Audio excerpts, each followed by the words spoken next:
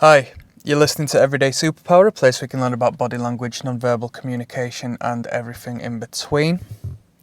You know how we do it. We keep it nice and simple, get straight to the point. So click like, click subscribe. If anything comes to mind, feel free to leave a comment.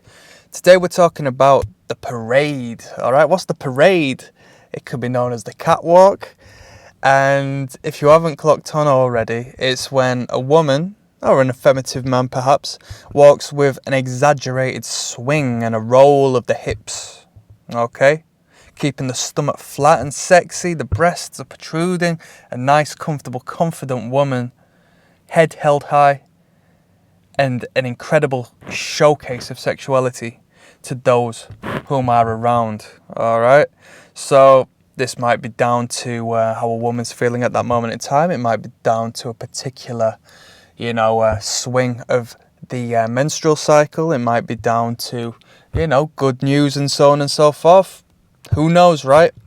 So men aren't going to be walking with their hips side to side and flowing in and out. And, we can try, but we aren't built like the woman, and we don't have the accentuation of the child-bearing hips a woman has, alright? And this is the whole point. It's a sexual parade. What's sexuality? Sexuality is procreation. What's procreation? It's childbirth. It's sexual intercourse resulting in the continuation of our species, alright? The biological urge and need and necessity to continue what we are. Okay, the meaning of life, right?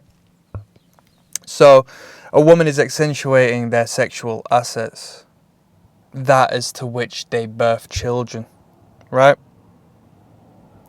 Especially around those as to which they want to emit the signal to. You might not see this if the woman doesn't deem those around her or someone in particular around her attractive. It may be preserved for the right time, right?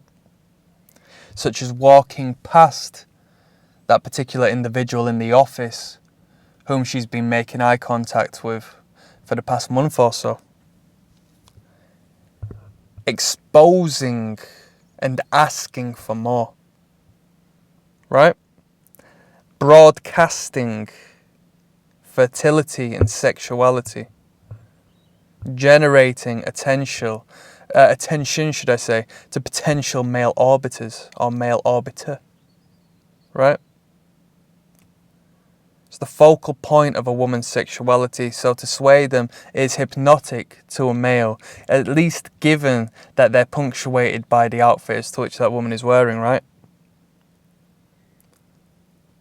This may be subconscious. This might be a woman in a good mood. I walk with a spring in my step when I'm alright. I don't do it consciously. Might pick up on it, but I just feel good. Obviously I don't walk in a sexual manner. But if we are to take joyful and joy down another route, I'm going to walk to accentuate how I feel, alright?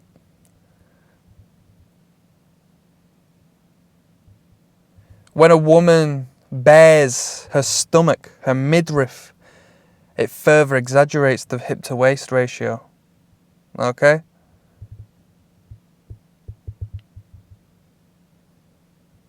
A bare midriff, given the woman has not had children, yet is accentuating the hips, is a powerful tool. You won't necessarily see those whom have had childbirth before do this, unless they're a confident, comfortable woman. But this is because of the natural expansion and the changes to the stomach area upon the bearing of the child, unless you are genetically fortunate.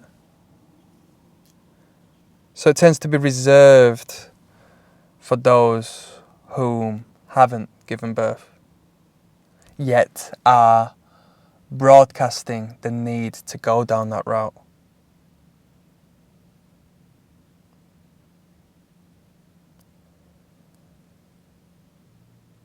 Adornments, tattoos, belly button piercings,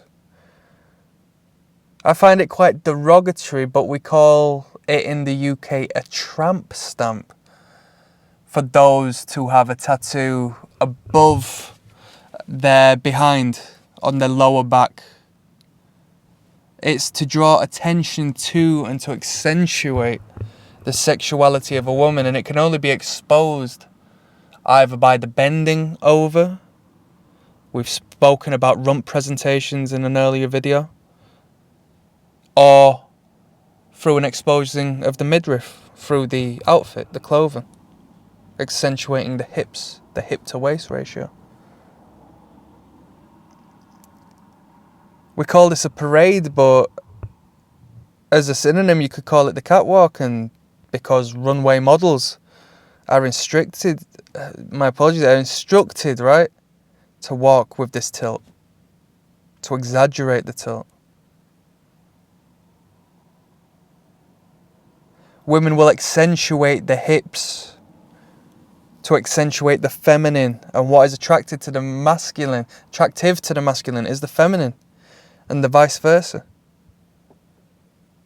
Or at least a hyper-masculine male will be attracted to a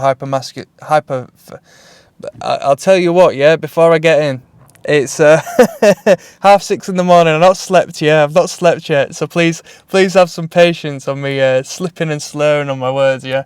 It's icy, yeah.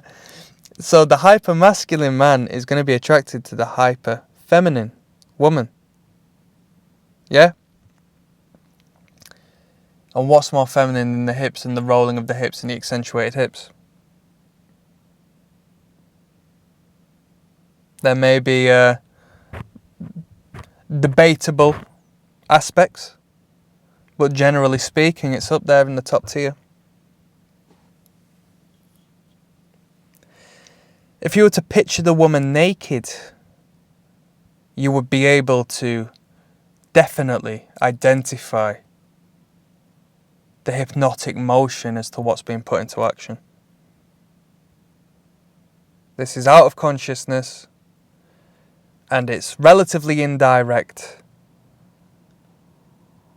but it's a subconscious means of attracting potential suitors for fertilization, resulting in procreation, resulting in a deep depth of outcome. Generations this particular movement influences. Click like, click subscribe. If you have any food for thought, please feel free to leave a comment. Goodbye.